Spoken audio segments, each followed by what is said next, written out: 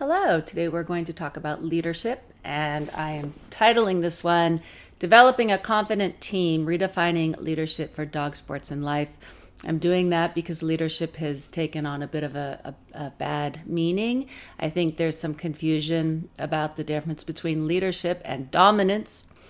And I really don't think they're the same thing. I hope I communicate that to you over the course of this webinar so that you see where I'm coming from. To me, dominance is something that we do to others, and we are asserting our authority over them.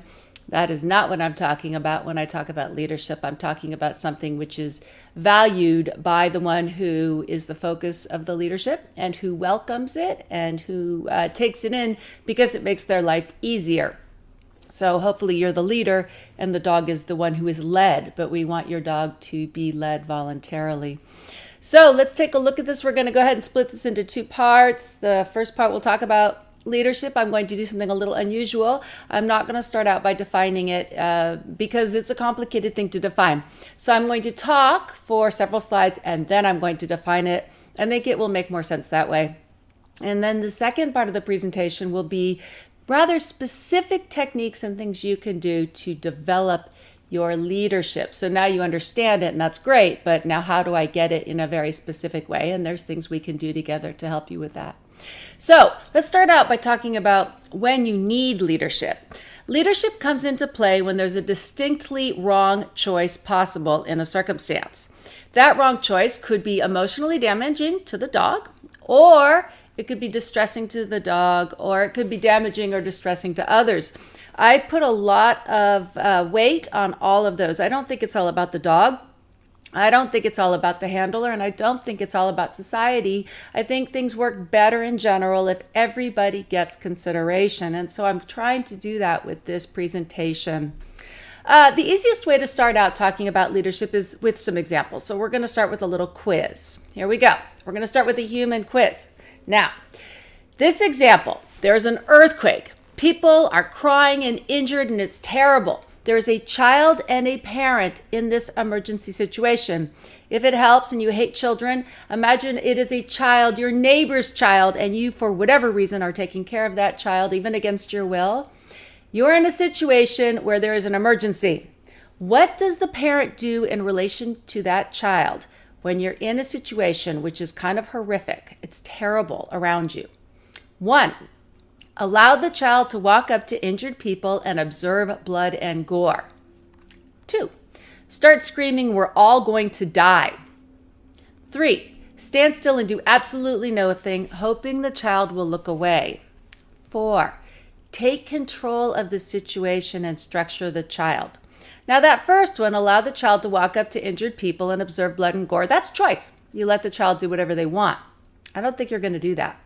The second thing is screaming, "We're all going to die." That would be abdicating your responsibility to the other and completely focusing on yourself. Don't recommend. 3, do nothing. Stand still and hope the child will look away. Now, if it helps you, hope is not a training strategy. It's not going to work very well a high percentage of the time, so I don't recommend that. So what does that leave us with? 4, take control of the situation and structure the child. That means you have to somewhat put aside your own concerns and you're going to have to be directive, right? So directive might mean telling the child, "I need you to go over and sit in the chair by that wall. I need you to pick up that doll and focus on looking at the doll. I need you to focus on looking at whatever, a book or anything. Or even I need you to look out the window and tell me when you hear or see a fire truck come." But what you don't want them doing is making their own choices because nothing good can possibly come from that. All right, let's do a dog quiz now. You and your dog are approaching a strange dog behind a rickety fence. That dog is showing aggressive body language and the situation is potentially unsafe. What does a leader do? 1, pass quickly while hoping your dog will not bark and lunge or otherwise react and that the other dog won't get out of the yard. Remember that word hope? That's a hint. That's probably not a good choice. 2, start screaming, "No, no, bad dog." Now, it doesn't really matter if you're screaming this at your own dog or the other dog. It's probably not a good option, but I'll just throw it in there because I've seen it. 3, let your dog lead and hope, there's that word again, that both dogs will make good choices. Because in this case, remember, it's not just about your dog. There's another dog involved, and you think it's an unsafe situation. 4. Oh, look, I said 5. I meant 4. 4. Take control of the situation and structure your dog. Now, some people would go with number 3. Let the dog lead and hope that it works out. What would you do with a child in the same situation? I am going to err on the side of 5. Take control of the situation and structure your dog, because hope is not a good choice. All right, let's do a combined dog and human quiz. There's a human child at a spelling bee, and the child is nervous. What should the adult do? Well, stand still, staring at the crowd with the child at your side. Visualize yourself as the child in these examples. Stand still, hand on the child's shoulder, talking calmly. Practice spelling words rapid fire. Find another adult in the area so you can tell them how nervous you are while the child fends for themselves. Now, substitute dog at competition for child at spelling bee and you're on your way. Because think about this. Have you ever seen a nervous person at a dog show standing still, staring at the judge, the ring, the crowds, while the dog sits at their side, potentially looking up, and they ignore the dog? I've seen that. Have you ever seen a person standing still with their dog firmly attached to them, maybe between their legs, maybe their hand on the dog in a hard fashion, talking calmly? I've seen that. It looks good. It looks connected. It looks like somebody's leading the show. Have you ever seen somebody practicing obedience rapid fire? Sit, down, good. Okay, come, good, heel, sit. Have you ever seen that? It's the most stress-inducing thing. It's very hard on the dog. It screams lack of control. Have you ever seen a person spend most of their time finding other people in the area and telling them how nervous they were and completely ignoring their dog, maybe even sort of dragging the dog around? Because I've seen that too. All of these are problematic. Leadership in all of these examples is the process of removing choice in the best interest of the other via structure with emotional support. You need all of that. First of all, leadership does remove choice. You are going to structure the dog. Second, it's in the best interest of the other. We'll talk more about each of these in detail in a minute. And third, you are going to use structure. You're going to tell the other what to do with emotional support. It's not good to just bark commands. That's not helpful. You're going to provide structure and you're going to support their emotional well-being. A quick quote. We tend to underestimate the extent to which a sure path can be a motivator and an unsure path can be a punisher. And unsureness can be highly aversive. Now, these two quotes came from FDSA students on the alumni list because we talked about the difference between things like choice and leadership and crispness, something I talk about on my blog a lot right now.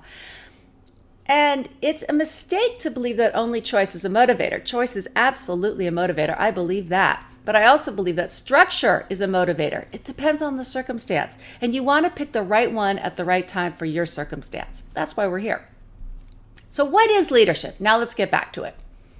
It is defined by what it looks like and the effect on the other. So if you have used successfully a round of leadership in a specific circumstance, the other should feel better and more supported. So when you're in an emergency earthquake and you've told the child who's starting to panic, go sit in the chair, look out the window, and tell me when you see the police car. You've given them structure. It will make them feel better. When your dog is in a situation and they are uncomfortable and you put your hand on them and you structure them and you say, I am here with you, everything is fine, it makes them feel better. So it's a good use of structure. What is not successful structure? Well, the other is left to flounder, is unsure, or is worse off. So whatever you're doing is not working.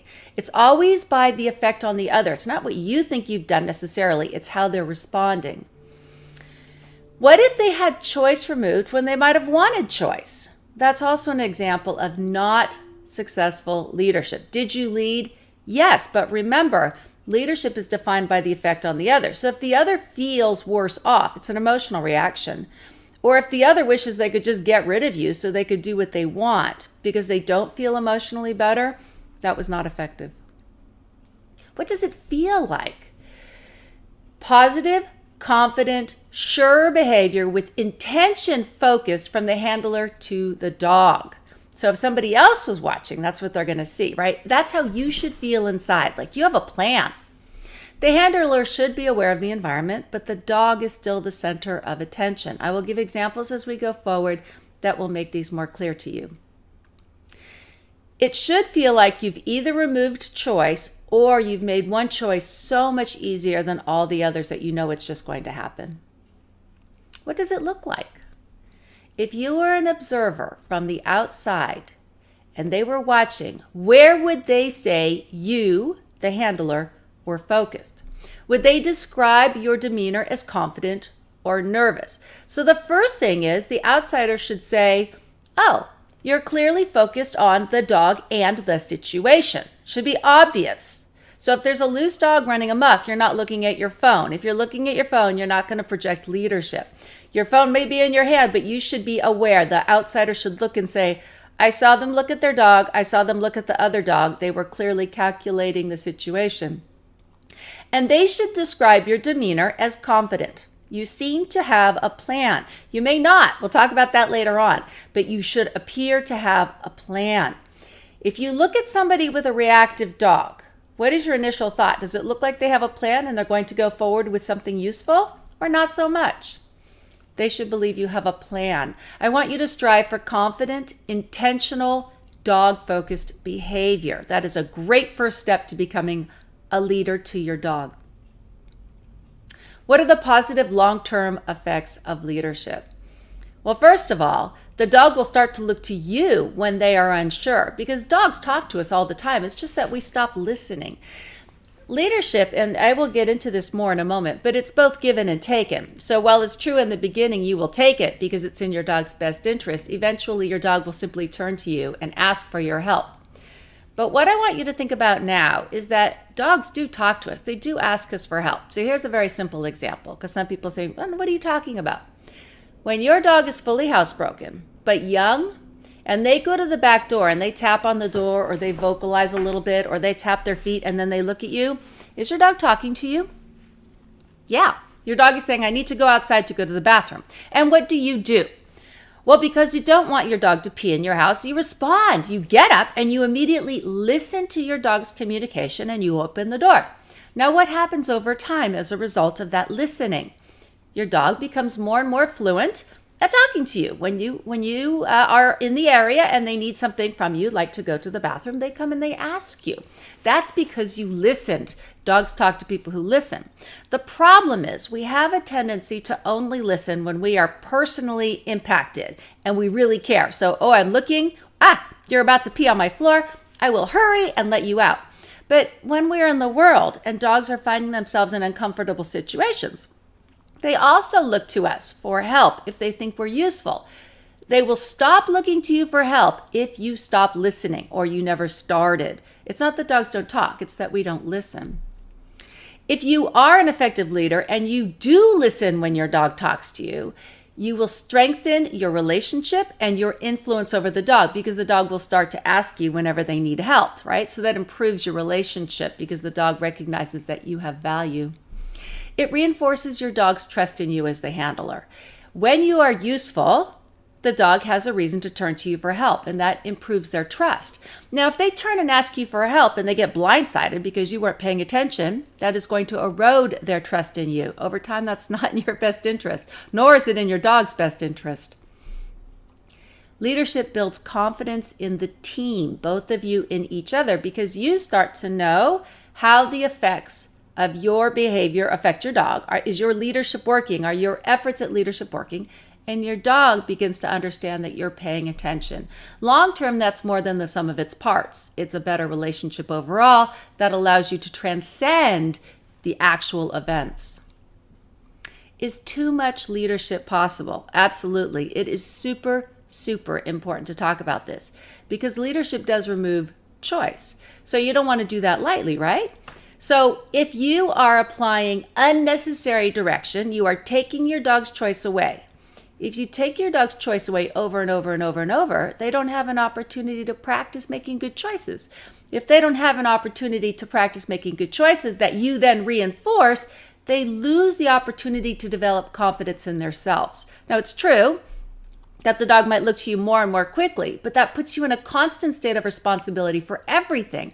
And especially if you are a dog sports competitor, or if you just want a well-rounded dog that goes out into the world and is successful, you need a dog who's confident in their own abilities, that they believe they can make good choices because historically they have been set up in situations where they were able to make good choices and that developed their belief in themselves. All right, so if you're not sure about a situation, ask yourself this question. If choice and structure are both appropriate motivators, which one is appropriate right now? Ask yourself, what is the consequence of not stepping up? If it's serious and it's emotional and going to harm the dog, yourself, or something in the environment, you need to step up. That's how I decide. Structure, leadership and structure are the same. Is more appropriate when there is doubt in your mind about the potential for risk. If you think there is risk to be had, you might need to pay a little more attention. An interesting thing to think about in terms of motivation. In life, we talk about trigger stacking, right, with dogs, that over time, if bad things are happening in the course of a day and the dog hasn't had a chance to rest, they become more and more fragile, and they make poorer choices, and really they need you more, right? This is true of people too. So in general in life, I'm pretty good about making decisions. I make a lot of decisions all the time. I'm pretty comfortable. But some days I've made a whole lot of decisions and I'm just tired and I don't want to make any more decisions. Nothing makes me happier than having my husband or somebody I work with step up and make decisions for me. It's not that I'm not capable of making those decisions. It's that at that moment, it allows me to rest and relax. And something very similar happens with our dogs. There can come a point when they're tired, they're trigger stacking, they've been making choices, good ones all day long. It's time to give them a break and just structure them. Let them have a rest. What is not helpful leadership, not helpful structure? Unnecessary pressure caused by the handler's needs. So before you step in, ask yourself who you're doing it for. So let's say you're hovering over your dog because you're nervous. You're at the dog show and you're nervous. So what you do is you start to overhandle and fuss over your dog because you're nervous about what might happen. That's not for the dog's best interest. That's not a good choice. Intervening when choice provides a better answer. Well, ask yourself if there's a distinctly wrong choice for your dog. If there's not, let it go. If your dog is walking down the street and is about to pick up a leaf, so they have a choice between picking up the leaf or not picking it up, and you have a choice between allowing them to pick it up or not, what happens if the dog picks up the leaf? Probably nothing. I mean, it could not taste very good and the dog might spit it out.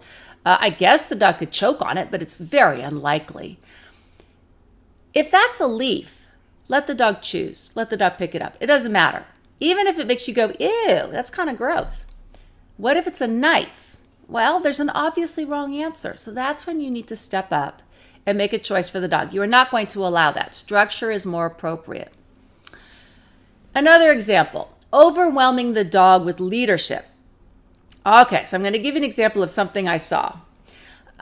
Somebody was showing me a video of handling her dog at the dog show. And outside the ring, it looked spectacular. It was a lovely golden, tons of connection. The handler never took her eyes off their dog. The dog was looking back at her. She was looking at her dog. She was calm and contained. And I felt the leadership. I was so happy. She went in the ring. Super nice start. But after about 30 seconds, I started finding myself feeling uncomfortable as I watched this run continue. And as the run continued, I felt more and more uncomfortable. And what I realized is that what had started out as leadership had become non-stop leadership and pressure because she never took her eyes off her dog. She never let the dog simply move and relax because the dog was feeling the pressure of the weight. And what ended up happening is the dog couldn't take the pressure anymore and zoomed, took off and started running around the ring to release the pressure. Now, this is probably a chicken or egg situation. Probably the handler had some experience and had reason to believe something like this might happen. And as a result, she started to overhandle her dog. But that nonstop pressure went from being helpful to the dog to being smothering. So in that case, I think the dog zoomed on that instance because it couldn't take her pressure anymore. So be a little careful about this. Leadership is good. Structure is good. You could call it pressure because you're going to get your way, depending on what you need. But when you keep that pressure on, then that tells me the dog wasn't really ready for that circumstance yet. The dog had not developed enough skill to be in that circumstance if she felt the need to constantly pressure the dog like that. Another example that is not leadership is creating fear of the handler in the dog. If whatever you are doing to structure the dog and keep them out of mischief is causing them to be nervous about you or afraid of you, you've gone wrong somewhere. There's no reason why leadership should be frightening. If I tell a child to go sit in a chair because there's an earthquake and look out the window, that is not frightening. If I see the child get up and walk away and I say, honey, I need you to go back to the chair, they're not afraid of me. That's not frightening. It's structure. Telling your dog what to do when they need your help is not frightening. It should not be frightening. If it is, you need to reconsider what you're doing because probably you're not feeling confident in yourself, so you're overreacting or being a little hysterical, hyper. That can be frightening because it's weird and it's too much, right? But if you're just calmly assertive and saying, no, right now this is what we are going to do, then it's not frightening. It's structuring.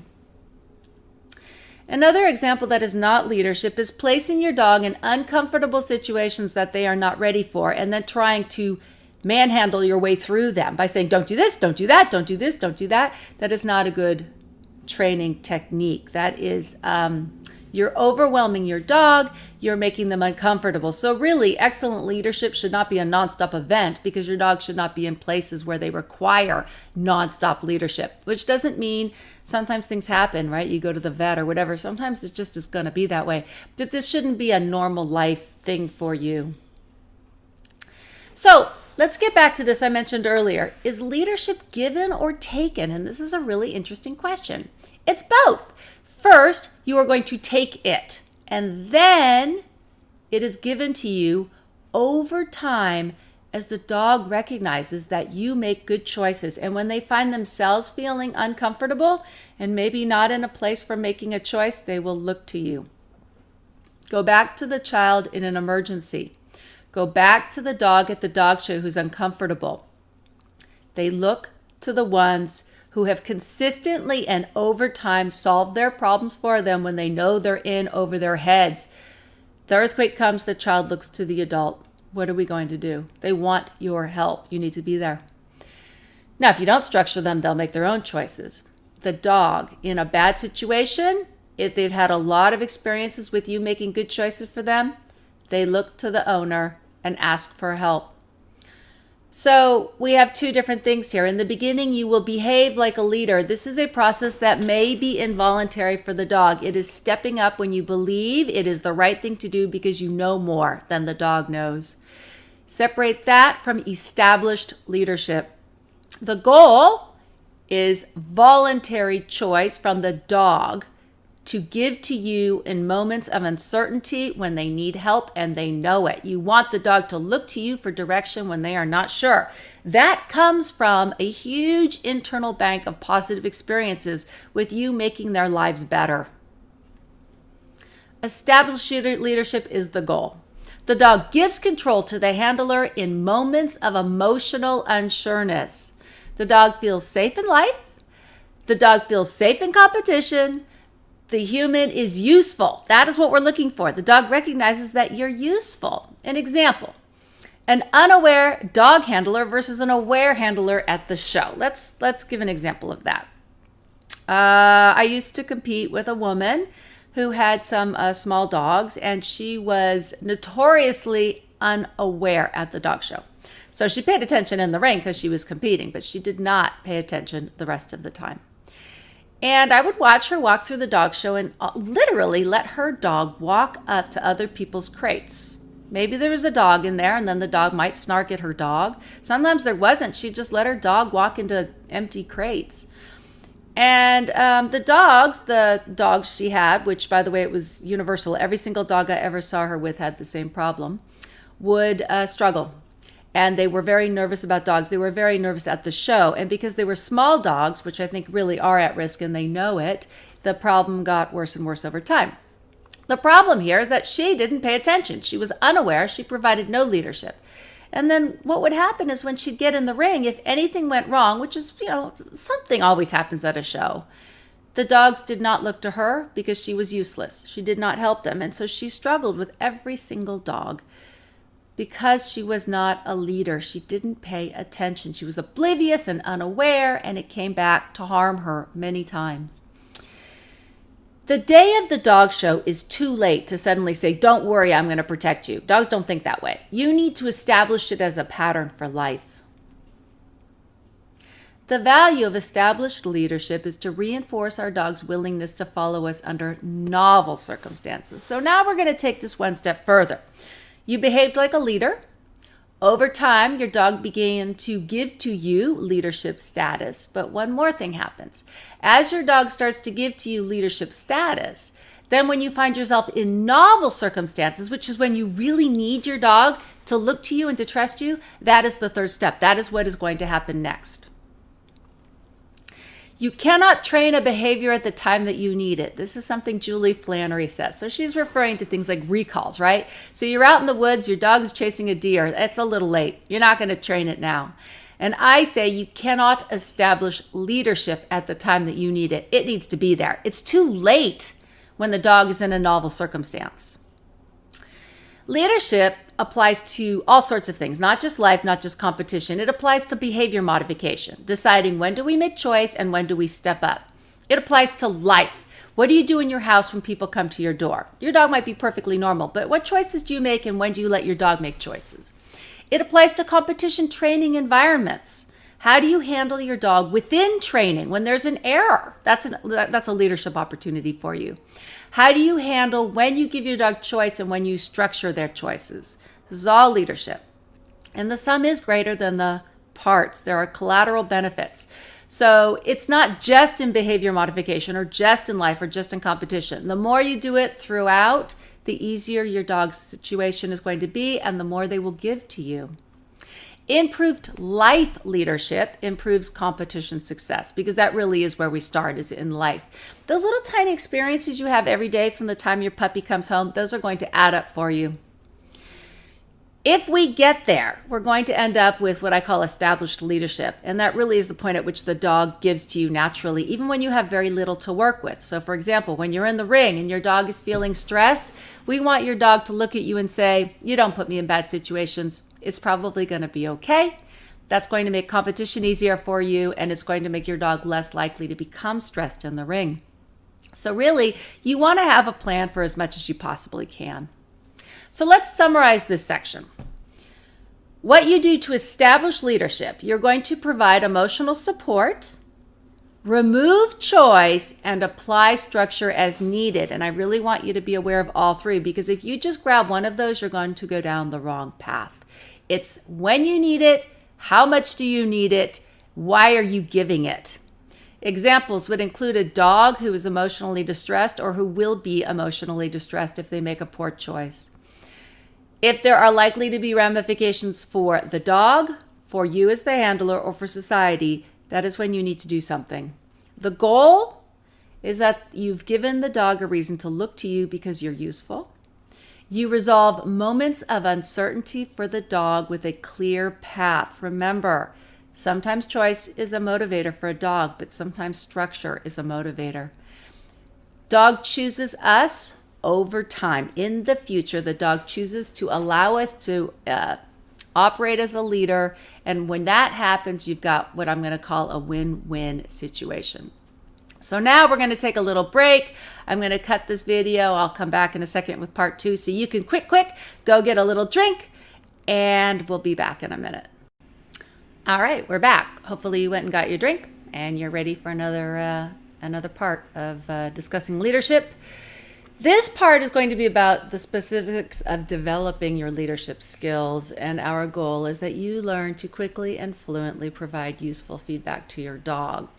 So let's look at a few points. First of all, we're going to talk about, are you paying attention, like really Because my experience as I've gone through the world is that people think they're paying attention and maybe they're not. So we'll kind of look at that a little more carefully and give you ideas to help you with it. Are you focusing on the dog over the situation? That's really critically important. You need to sometimes focus on both, but the dog always has to be a strong part of that picture. We'll talk about faking it. There's a place for that. We'll talk about training a default, and not just for the dog, because we often talk about human dog default behavior, but humans need them too. We're going to talk about being realistic. People sometimes expect an awful lot of themselves and their dogs, and that's not realistic. And we will talk about doing a situational assessment as well. Okay, paying attention. Do you pay attention? Ask yourself here, if you watch a video, do you continuously focus correctly? Now, you may not always be focused on your dog because it may not be appropriate. If you're training your dog to do retrieve over high jump, you should be focusing on the jump, right? Or on the dumbbell or whatever. That's fine. But when you should be focusing on your dog, are you focused on your dog? So here's an example I give. I teach a lot of seminars and people come before me and they're nervous. I totally get it. And they stare at me and they don't even look at their dog at all. And I'll gently enough say, yeah, stay with your dog. And so then they remember for a few seconds to remember the dog and then they just forget and they come back to me. Now, you could argue that only happens in seminars because people are nervous, but I know that's not the case because I watch. I watch to see, what do you do when you get your dog out of the crate? Are you looking around? Are you talking to your friends? Are you getting your stuff together? This comes up. I've been talking a lot about crispness on my blog, so go ahead and check out crispness, and I think you'll get some ideas. This is the aspect. Crispness is specific to work, working time, working locations. But the issue of paying attention, as a friend of mine said, when you're walking down the street with your dog, you're on a date with your dog. You shouldn't be looking at other stuff. You should be interacting with your dog. Your dog doesn't need to be interacting with other dogs. You're on a date, right? So think about it like that. You're on a date with your dog. It's a two-way street. So what I encourage people to do is look at the video evidence because it's easy to think you're staying connected with your dog when you're really not. Here's another way to kind of test whether or not you're really paying attention. If bad things happen, and when I ask you about them, you say, it came out of nowhere. That's a really interesting phrase because very, very little comes out of nowhere. Unless you're walking around a corner and a dog surprises you, which certainly can happen, most bad things don't come out of nowhere. You're not paying attention doesn't mean they came out of nowhere. So one thing that kind of occurs to me is none of the dogs I've had here has ever been attacked by another dog. Nothing bad has really happened. I'm not saying they haven't been looked at in weird ways and been snarked at, but they've never been attacked. So why is that? Well, it's not that I haven't been places and looked around and said, I don't like the way that dog over there is looking at my dog. I don't like how that dog is getting up on his toes. And I don't like how skinny that leash is that the owner is handling. And I don't like that the owner is talking to someone else and not watching their dog. So I put all of those pieces of information together and I leave the situation. I make choices that make it so that bad things don't happen. My antecedent arrangements are such that it's not likely for bad things to happen. So if you find yourself frequently saying it came out of nowhere, or if your dog has had a string of bad experiences, you really need to ask yourself how that's even possible, because maybe you're not setting up your life in a way that's safe, right? So if every single day you're having a problem on your walks, maybe you need to walk somewhere else, right? You need to start making choices. That's about paying attention. You're paying attention to your dog, you're paying attention to the situation, and you're stepping back and paying attention to the bigger choices you make. Where do you take your dog? How long are you there? Are you considering if you're making good choices? Here's another example if you're not sure if you pay attention. Ask yourself about your leash behavior. And what I'm talking about is, I say, is your leash a babysitter? Did your leash tighten? If you're out with your dog in public doing stuff, why is your leash ever tightening? You should be paying attention. You should be engaging your dog. If you have your dog on a toy, this is a huge agility thing, right? You're playing with your dog with the toy and you're talking to someone else. So now your leash is not your babysitter, your toy is. If you're doing that and you're talking to your friend and your dog is just tugging while you're being mindless, how do you know if another dog is coming up from behind and attacks your dog and then it came out of nowhere? No, it didn't. You weren't watching. You have to pay attention if you're going to be a leader. You can't put your dog in situations where they end up unsafe and then expect them to trust you. All right, so you kind of looked over that and you said, oh, maybe I haven't been as good as I thought I'd been. Don't worry about it. The goal is to get better. So what can you do to get better? Okay, if you're not paying attention, you can't help your dog. Let's start with that as a baseline. So now I want you to ask yourself, just randomly, is your dog comfortable now? How about now? How about now? You should be asking that question pretty frequently when you are with your dog in a situation where you think there's potential for discomfort. What if the answer to the question is yes? Oh, super. Keep on. Whatever you're doing is great. Allow for choice. If your dog is comfortable and you're comfortable and the situation's good, then those are the times when you want to be giving your dogs lots of choice. But what if you're looking at the situation and you're asking yourself, is the situation comfortable? And the answer is no. And you look at your dog and you feel there's a little distress there or a little unsureness. Then it's time to step up and do some leadership. So then I want you to start thinking about your options, your choices. Should you be there at all? Maybe it's time to leave. Okay, it's not time to leave. Maybe you just need to relocate slightly because there's a dog there. Maybe you need to give your dog something to do. Maybe you need to change direction. There's options. There's always choices, but you need to pick one because you paid attention and step up. Paying attention. Something is happening right now. All right. This is tricky, right? Because it's hard to predict sometimes. And if you did kind of not see it, what do you do when something is happening right now? In that moment of unsureness, that second you are needing, you need to be there and make a decision. And this is a tricky one because I've often told people it's better to make some decision, a wrong decision, than make no decision at all, because you can change your mind. So you're walking along, you see your dog looking at another dog, you see your dog puffing up at that moment, right as your dog is just about to start to react, do something. Maybe you walk a circle with the leash. Maybe you call your dog's name. Maybe you put a cookie in front of your nose. I don't know what you do, right? You have choices, and we'll look at some of your options, but you do something. You step up. So I'm going to give you an example here. You're walking down the street, and your dog sees a ball. It's just a ball. It's nothing, and you know it's nothing. So you give some thought to this, and you think, I'm going to just tell my dog, do what you want. You don't necessarily lead your dog up to it. I don't tend to do that, but you just tell your dog you can do what you want. You can go to the ball, you can move on. I don't really care. And you allow your dog to step up and walk up and go to the ball. And by sheer bad luck, the wind blows and moves the ball and your dog panics. Okay, fine. Change your mind. It's not the time for choice anymore. It's time to intercede and step up. Oh, let's go this way. Okay, we'll deal with the ball a different day. Damn, why did the wind have to come? Because bad things happen sometimes. But what if it's a rock and it's not going to move? Yeah, you probably aren't going to have to change your mind. But remember that you can change your mind. Just because you've picked a decision doesn't mean it's forever. A wrong decision is better than no decision at all. We follow those who appear sure. This is absolutely true with people as well. When somebody says, this is what we're going to do, you might go, all right, but a decision was made. That person might change their mind, but a decision was made. It gives us comfort. When people go, oh, I don't know. The more people do that and the longer it goes on, the less likely you're going to want that person to lead. What happens if you don't react? You're supposed to be paying attention, but you're not. What is the result of dead time? Dead time is that time when you kind of go, that's dead time. Well, it's an interesting result because there's two really different possibilities. It depends on the dog. Let's say you have a soft dog. Well, unfortunately, an unsure path creates stress and exacerbates the dog's lack of confidence. So if you have a dog that needs you to step up because they're so unsure, your choosing not to do so gives the sense that, oh my God, the ship is going down and nobody has a clue about what to do about it. That's a problem. That induces panic and lack of confidence. But what if you have a really confident dog and that dog says, oh, look, a moment of unsureness. See, now those dogs, they're not worried about the ship going down. They're not going to panic. They're going to take over. So a dog like that is going to find their own route. You're walking down the street. Your dog sees another dog. Your dog likes to make a little mischief. Not fearful. He's a mischief maker. He gets up on his toes. He kind of checks to see what you're doing. You're doing nothing. You're just kind of standing there going, I don't know. And your dog goes, oh, great. And goes running forward to make their own trouble. So what kind of dog you have is really going to matter. But in both cases, your choice not to step up and do something caused problems for you. I think about kids. The kids are a great example. You're in the grocery store. The kid picks up a candy bar at the checkout. You didn't see it coming and says, can I have it? You can go, what? It's over.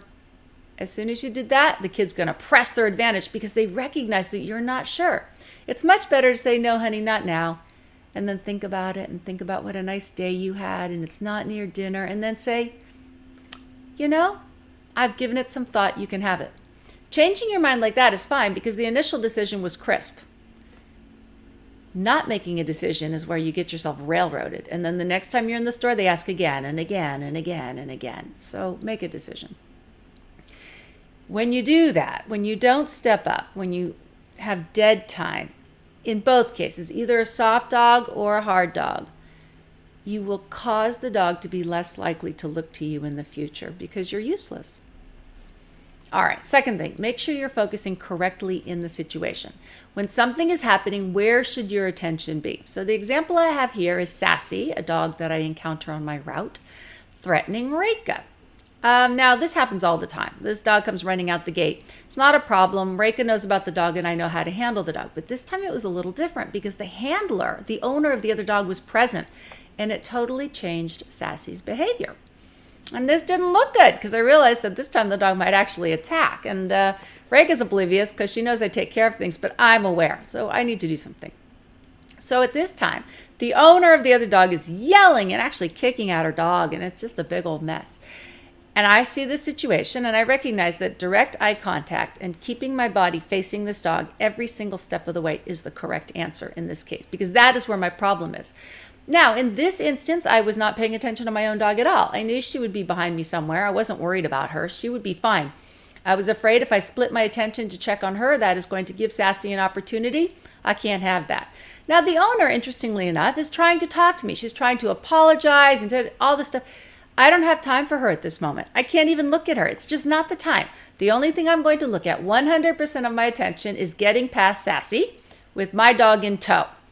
And I did. And I got past my dog or past Sassy and we moved on and my dog was fine and we continued on our way. Now, if I had had a different dog with me, let's say Burrito had been with me, that would not have worked because I can't just completely disregard him because then he'll make trouble. So in that case, I would have had to split my attention or come up with another plan. And in knowing Burrito, knowing this other dog, I would have split my attention, been quick about it, pushed backwards to get my dog further away. It would have been okay.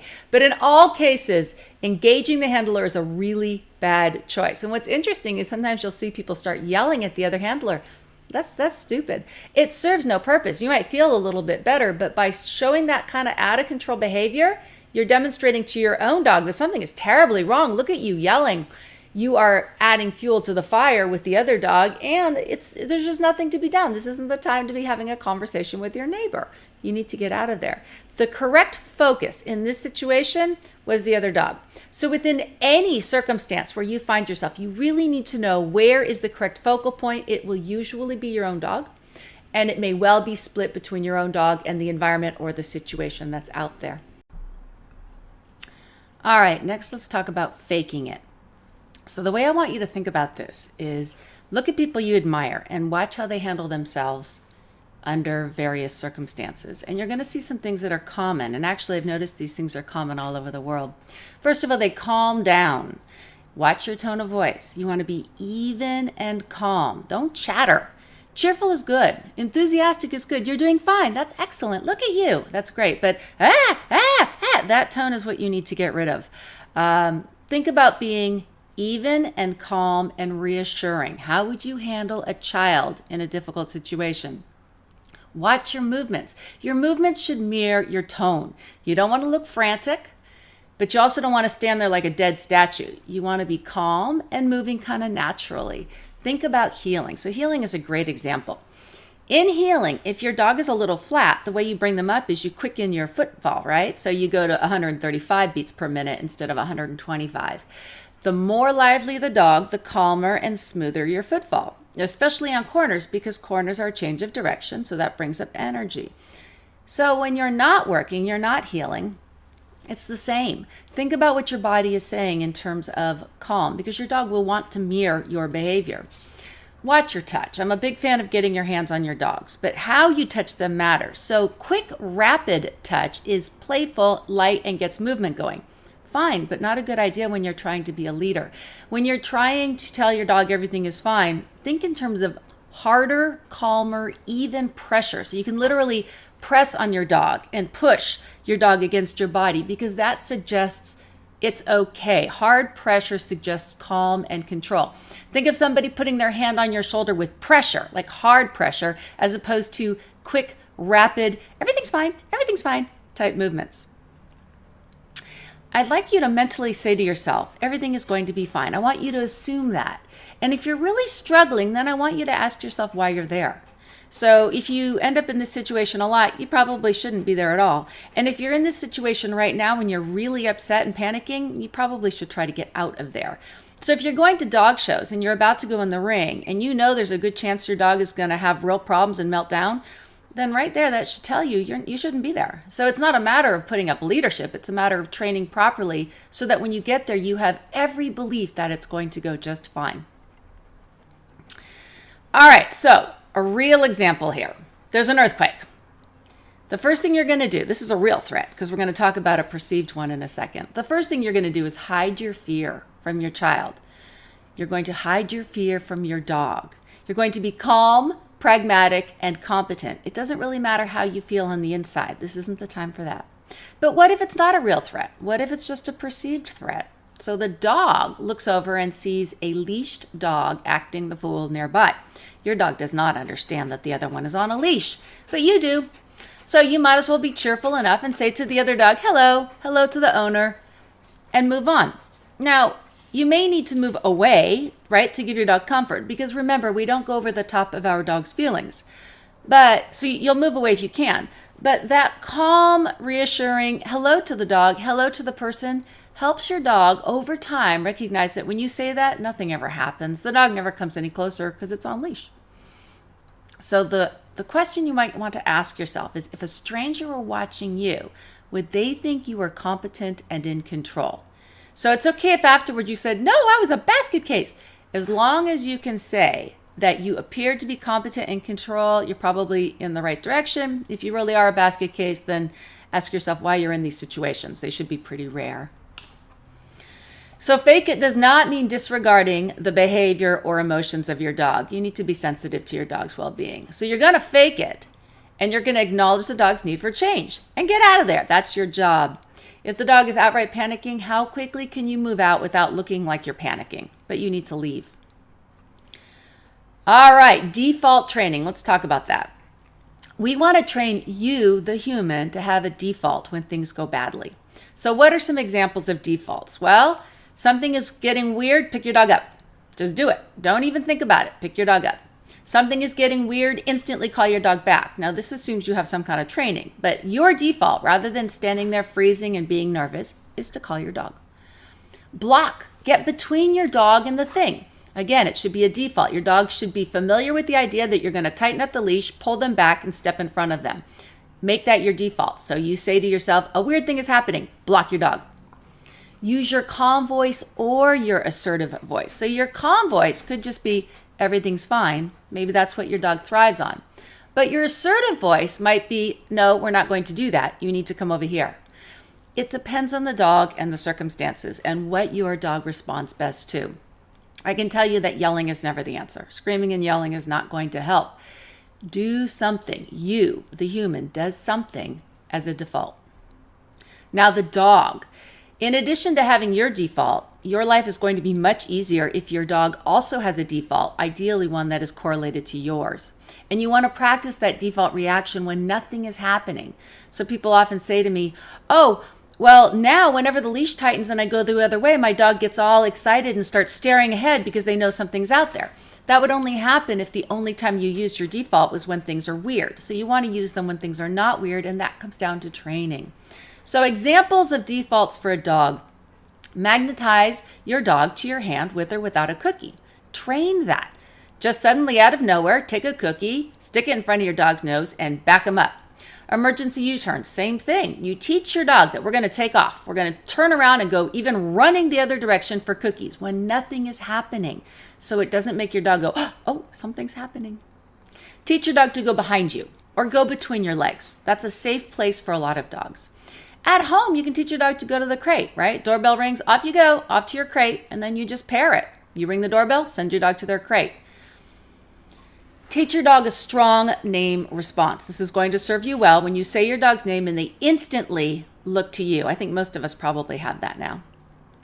And consider using personal play as a connector and a reassuring gesture. So think about the stuff Amy Cook teaches. If you teach your dog social play before you need it, you can use it to great effect when you're in a situation where you actually do need some help.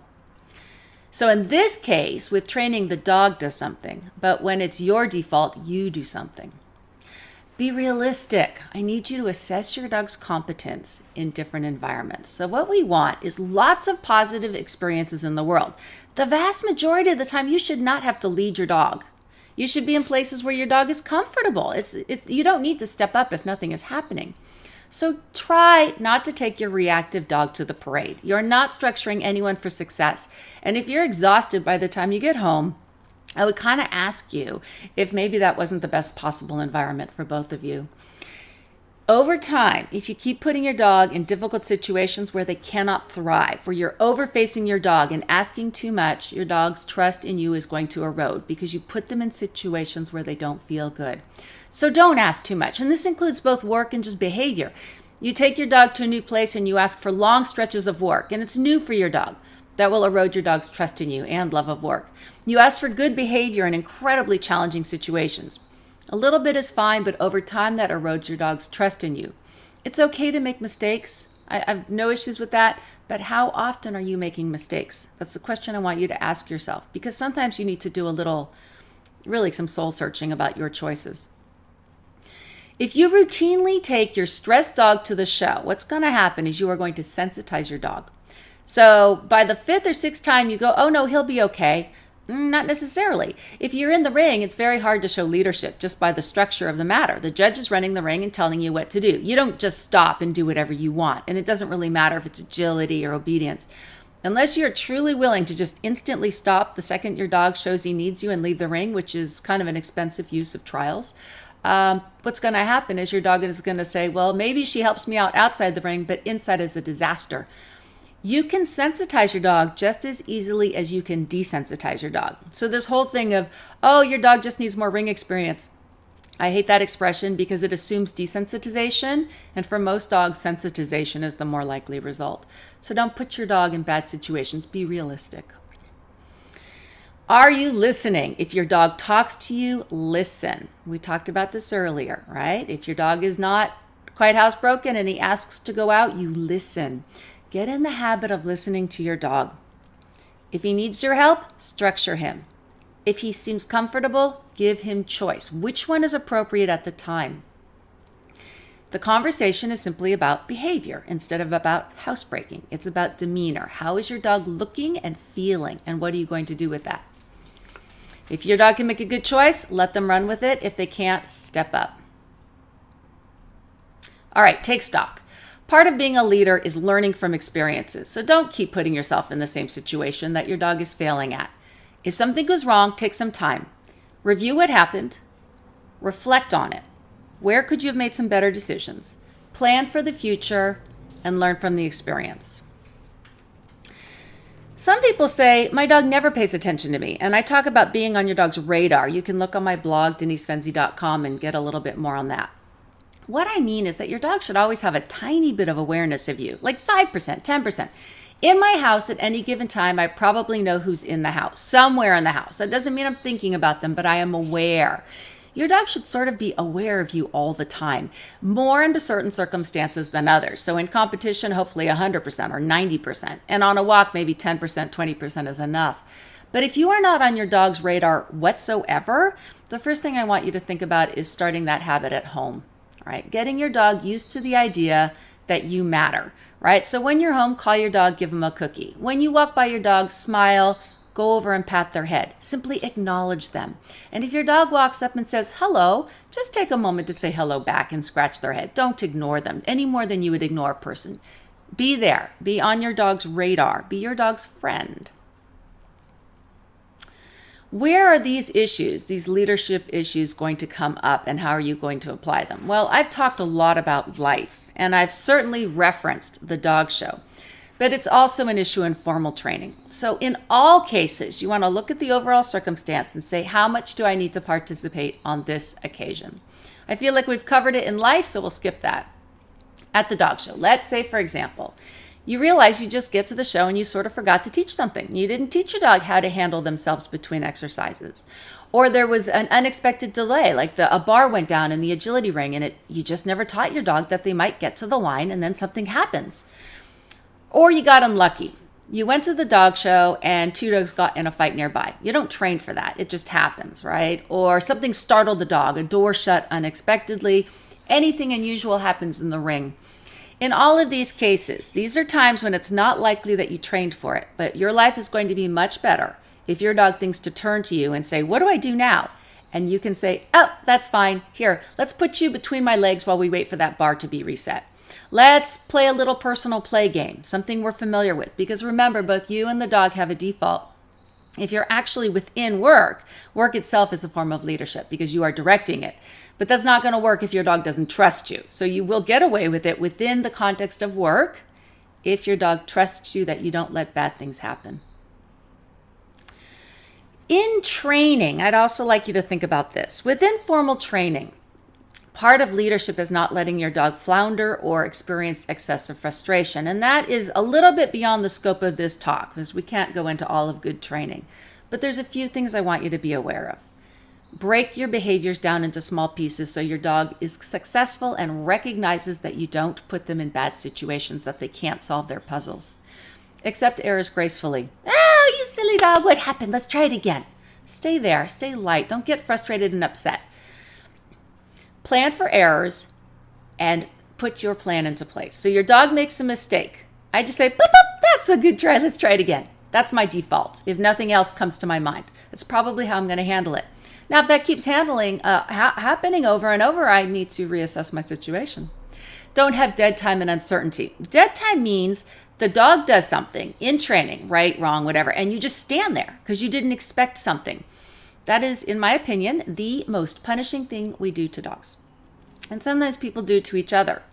Like you've done something and another person doesn't like what you said or did, and they have some form of authority over you and they just look at you. That is the most stressful thing because you don't know what's going to happen next. So try not to do that with your dog.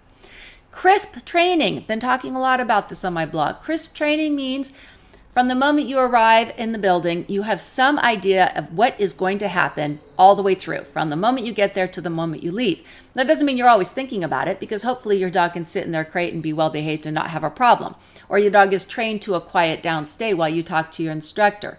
But the sense of having a dog sort of wandering around while you hold onto the leash and the dog pulls in random directions. Remember we talked about if the leash tightens, there's something went wrong there. Crisp training does not allow for that. Crisp training is what takes place within formal training environments. It makes a big difference to your leadership.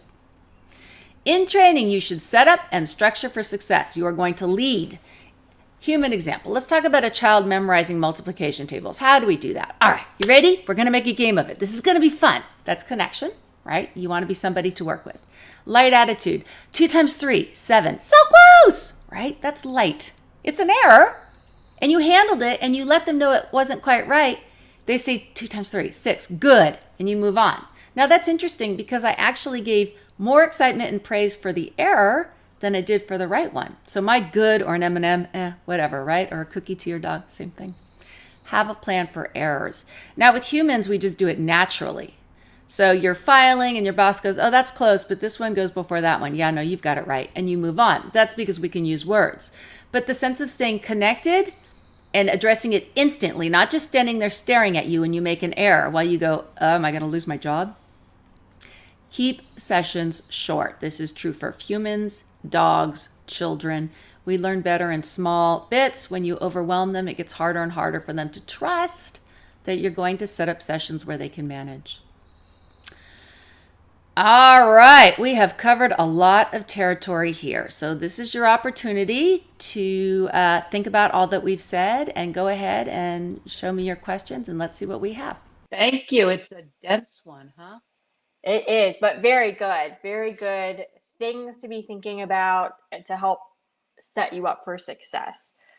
So if you have any questions, make sure you get them in the chat box, and I'm going to get the first one up for you. So this question is from Mona, and it is, if I pick up the dog as a default, won't that make the dog think it's something bad, something to worry about? Maybe. So the trick here is that it's not the only time you pick up your dog. So I'm going to use Burrito as an example because he's a small dog.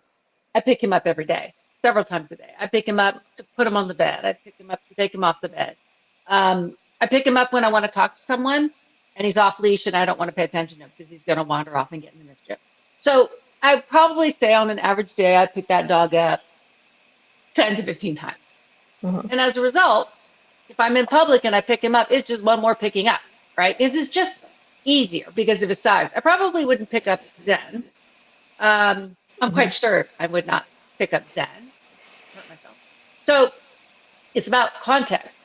If you only do a certain thing at a certain time, then you're absolutely right. You're going to make that connection. If what you mean is you picked up your dog who wasn't trained for it or not trained for it, would your dog start thinking, oh my goodness, I'm going to say no. I don't think dogs have any innate sense that you are trying to physically remove them from the situation. You're just picking them up. So in and of itself, I don't think picking up a dog's a big deal. I will say there's occasions I would not pick up my dog.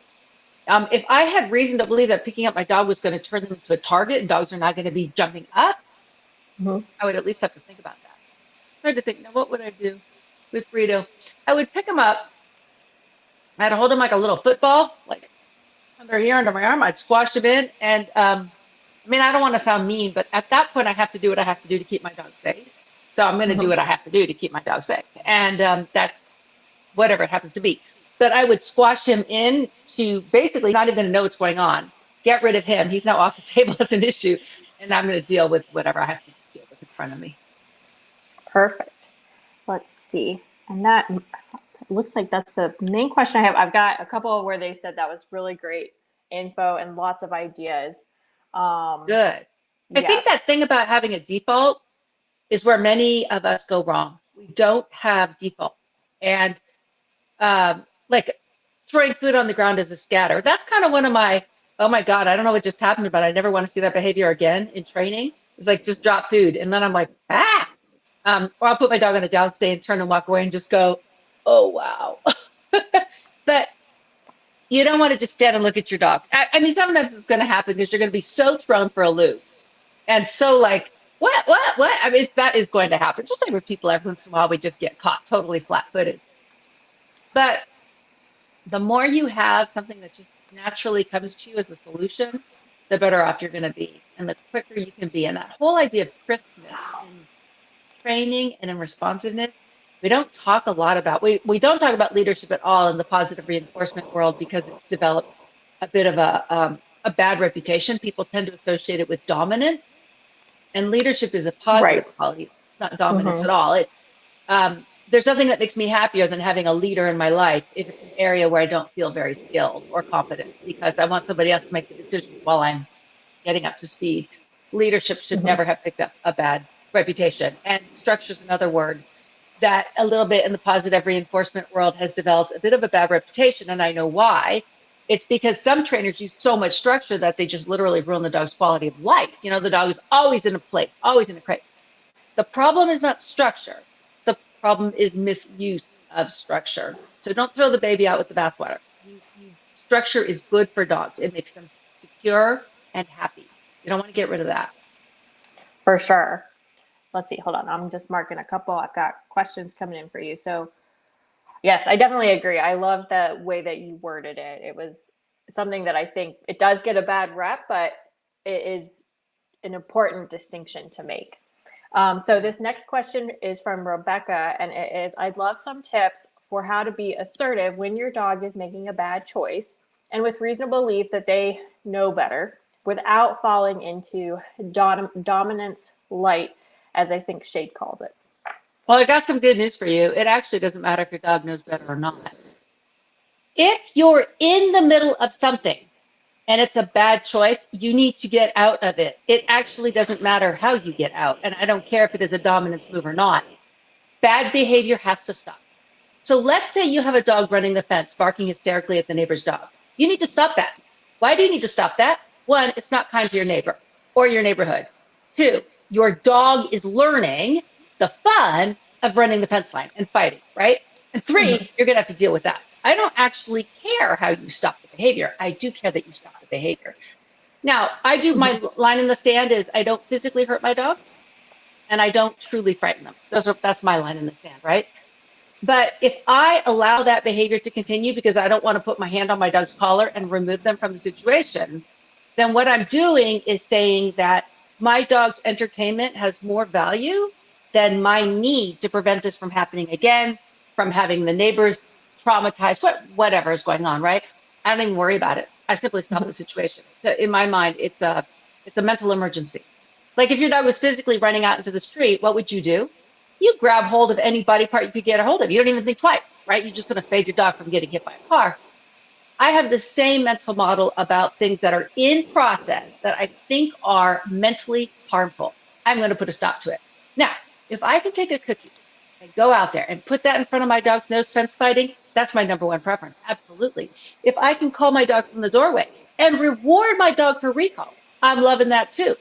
But if you're at the point where you've passed that point of positive options working, if your dog can't hear you anymore, if your dog is not acknowledging you anymore, the food isn't working, the toys are not working, then you just have to stop the behavior. And it really doesn't matter how you do it. So you just have to stop it. You get to pick. Is it dominance light? Probably. But that's because in the dog human relationship, I am the dominant player. And I'm not using that word in the Cesar Millan way. I'm using it in the regular life way, like parent child. If my child was verbally assaulting another child, I would put a stop to that because they're harming the other child. How would I do it? Any which way I can. It doesn't matter. Pick them up, block them, move them. It does not matter. I'm going to stop the behavior because I think the priority at that time is bigger than worrying about whether or not my dog liked my choice. Because sometimes they don't like my choice, but I'm kind of okay with that. For sure. Okay, so next question that I have for you is from Mona, and is there a course about this, teaching leadership and getting the dog to trust you like this? Well, that's a good question. I don't think there's a course that's quite that specific. I know that Karen Deeds, yes, there is. Karen Deeds taught a course on, I think it was like last term. You could send her a note, ask her what it was, but yes, this is exactly what she talked about, was using basically leadership and structure to help your dog navigate its behavior. Does that ring a bell, Gloria? Do you know what I'm talking about? I think it had structure in the It sounds title, but familiar. yeah, send Karen a note and say, hey, you're interested. Is this going to come back on the schedule? See what she said. Yeah, I'll have to, because I was going to say that does sound familiar. If there's a second, I can take a look and see. But yes, I was going to say that does seem to ring a bell. And the reason I remember this is because there is widespread recognition among many trainers, including the school, the academy, but outside as well, that a lot of owners struggle with this idea of positive is not permissive. And so, in their desire to give the dog choice, it's not that that's wrong, it's actually correct. The problem is they lost sight of the fact that it's still the dog and you're still the parent in this relationship. And the dog is not able to make good choices in a bunch of places. So I know that this is absolutely something that is being talked about kind of behind the scenes about helping people recognize that you can still parent with assertiveness and be kind, but don't let the assertiveness go.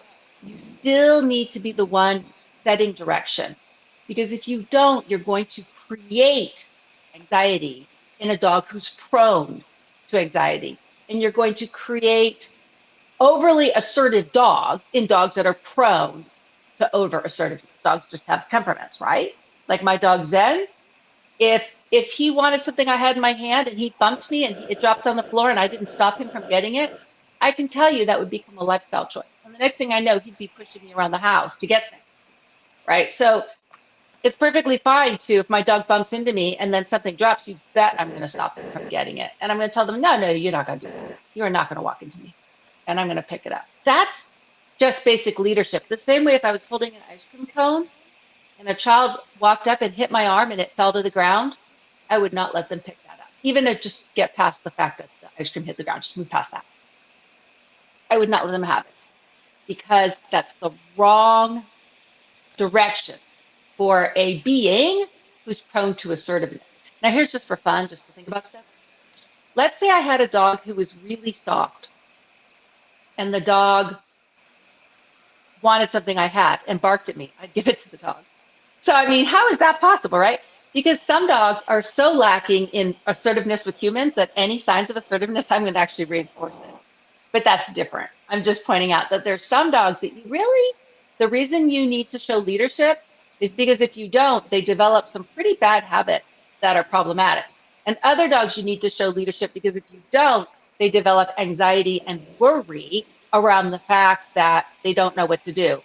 And lest anyone misunderstand, if you have an anxious dog, I am not saying that you caused your dog anxiety. I am not saying that. Many a dog is born with issues, right? So don't get confused there. I'm saying that if a dog is prone, your choices can make the difference between whether or not it is expressing itself. Sounds good. Very good advice. Next one is, oh, go ahead. Okay. I think you gave an example of a handler having eye contact and then with the show it was too much pressure. Can you give some clarification? I'm always being told to make sure I have eye contact. Okay. It wasn't the show that was the problem. The problem was there was a physical pressure to go with the eye contact and the dog, it was obedient. So it was healing very close. And the dog was already struggling with arousal issues. And the intensity, like even between exercises, the control, healing, lots of intensity, lots of pressure, nothing to release the pressure, like maybe a hand touch to let the dog move. Or what I would do with a dog like that is use my own, if it was, because obedience is a lot of healing. I would take my hand and use it as a hand target so that it's not eye contact and that body pressure coming over the dog. Instead, it's the dog reaching up to my hand. So I can still tell exactly what the dog is doing, but I don't have such a sense of pressure. The eye contact in and of itself is not a problem. It was the combination of being in heel position, the physical pressure of the handler over the dog, the eye contact, the smallness of the ring, and the fact that there were no breaks from that eye contact. Let's say you're doing agility and the dog is at a distance from you, and then you may not have a problem at all.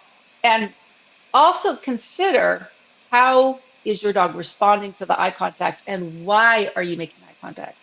Are you making a lot of eye contact because your dog is a boiling kettle and is about to bust out various ways and you're trying to prevent that? Or are you making eye contact because you're trying to stay connected with your dog and it's a positive interactive thing? And it's not causing the dog to feel pressured? Then keep on doing it. Cool. Very nice. Okay, and then I think this is the last question I have. So if anyone else has final questions, make sure you get them in. This is from Dodie, and it's once a dog has developed vigilance with something like leashing them, are there ways to accelerate them learning that leashing doesn't mean something bad is happening? Currently, I'll randomly leash and use marker cues to decrease their focus on the environment, like using food or toy markers to increase their focus on me and relax them. I think that's excellent. That is what I would do. Mm-hmm. The other thing you can do is just let them drag a leash. So when I have a young dog, or maybe I don't mean chronologically young necessarily, I just mean I have to pay attention because I don't trust the dog yet. I might have them off leash, but as often as not, I have them on leash dragging a leash so that I just quietly walk over and step on the leash as needed. And that gives me control over the situation without having to actually attach it. And the other thing is I don't bend down and pick it up. If the dog is watching me, I really try not to do that because that is an enormous cue that they're now on leash. I wait till they're looking away and I'll pick it up or I'll just step on it because stepping on it gives me control of the situation. Usually, I mean, there's 100, cases where that would not be the case, where you have to move away. But sometimes you just need to prevent the dog from going in a given direction. But it sounds to me like you're actually already on the right track. Leashing is just a random thing that happens. I love that you're also using marker cues. You're turning your outdoor time into training time, which is a fantastic way to stay a tiny bit on the radar. When I'm out with my dog and just letting him run, sometimes it's truly the entire time I don't call him back, but that's rare. usually we'll do at least a few recalls just for fun, run, run, run, grab a toy from me, run off the other way. Like so he doesn't even have to come all the way to me, but he's at least always aware somewhere. What am I doing? Where am I at? And I maintain that the same way you're describing. Perfect. Let's see. So I think that was the last question that I have. Any final thoughts, Denise, before we wrap for tonight?